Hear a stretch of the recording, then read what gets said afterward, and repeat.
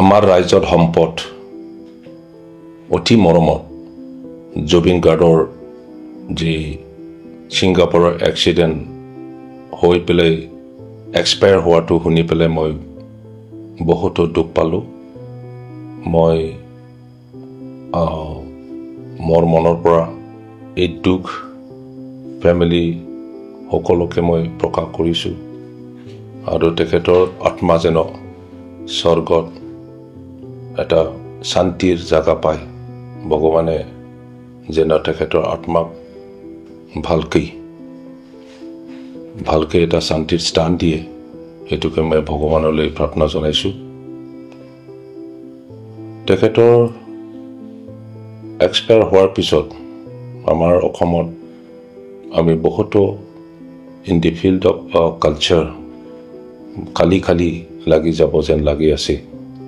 মই সকলোলৈ আহ্বান জনাব বিচাৰোঁ, তেখেতৰ আত্মা শান্তিৰ কাৰণে যেন ভগৱানলৈ প্ৰাৰ্থনা জনায় আৰু সকলোৱে তেখেতৰ নামৰ ছাতি জ্বলাই পেলাই যেন ভগৱানলৈ প্ৰাৰ্থনা কৰে।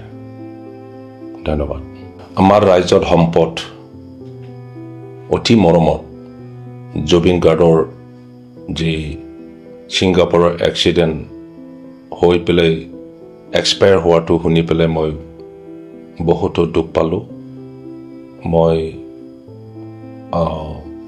মোৰ মনৰ পৰা এই দুখ ফেমিলি সকলোকে মই প্ৰকাশ কৰিছোঁ আৰু তেখেতৰ আত্মা যেন স্বৰ্গত এটা শান্তিৰ জাগা পায়।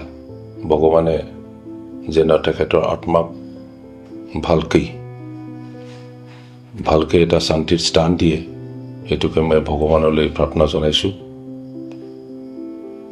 তেখেতৰ এক্সপায়াৰ হোৱাৰ পিছত আমাৰ অসমত আমি বহুতো in the field of culture খালী লাগি যাব যেন লাগি আছে।